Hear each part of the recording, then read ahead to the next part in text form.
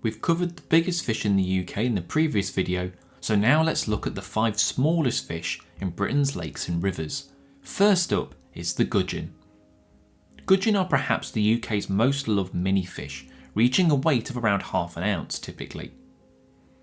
They hang around in large shoals, often feeding near the riverbed. The word goujon comes from the French word for gudgeon, as they were historically cooked whole and eaten. They have a lovely bright coloured flank with hints of blue. They prefer slow flowing rivers but can live just as happily in lakes, spawning over gravels. Looking like a young barbel, one of the key differences is they have 2 barbels and a much bigger mouth.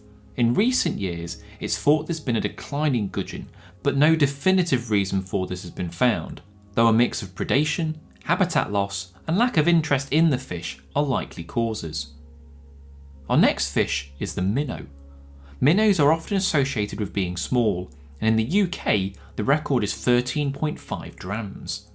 They form dense shoals and feed on a wide array of items, from inverts to plant matter. During the spring, the males develop spawning tubercles and bright breeding colours. They prefer moving water and spawn on shallow gravels. Found across most of the UK, they are probably introduced to Scotland and Northern Ireland. They are a running water fish, liking the fast flows of small streams to larger rivers with a slower pace. They can live in lakes, but they can't spawn in them, needing a steady flow over gravels. Being so small, they rely on numbers to stay safe, keeping in dense shoals to avoid predators, as many species from pike, perch and trout will gobble up a minnow. At number 3 is the bitterling. Bitterling are a non-native species from mainland Europe that are now found in many waterways across Britain. The British record stands at 12 grams. The males develop bright breeding colours and have a rather novel way of spawning. The females have a long ovipositor which drops down into a live mussel and lays an egg, where the male then fertilises. He'll chase away rivals and guard his patch of mussels.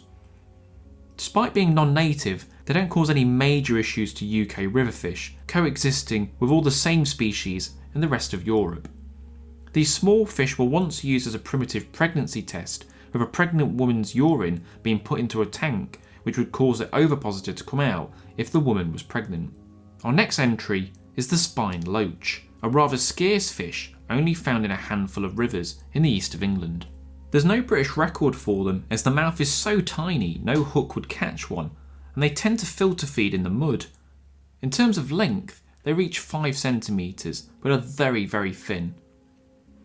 They're called spine loach due to a spike on its dorsal fin and gill plates.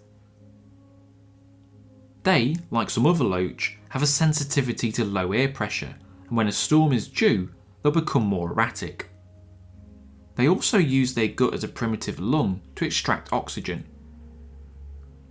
They prefer running water but can live happily in lakes, and also tend to be buried in the mud and silt most of the time. The title of smallest freshwater fish in the UK goes to the 9-spined stickleback, also called the 10-spined, though they can have between 8 to 12 spines to confuse things.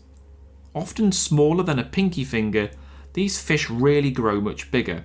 Like their 3-spined cousins, they build a nest from April to July out of material they can find in slow-moving rivers and ponds, which they tend to thrive in. The males develop a deep black colour when spawning to attract a mate.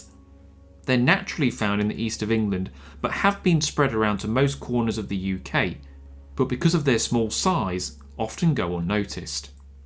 Well, that's the 5 smallest fish in the UK. Thanks for watching. If you want to support the channel, liking the video and subscribing to the channel really helps me out. But you can also donate to my buymeacoffee.com link, and all the money from that goes back into making new films for the YouTube channel. Thanks for watching. You can check out some other videos in the links here. Also check out my website and social media, as well as the podcast that I host, the Bearded Tits Podcast. Cheers.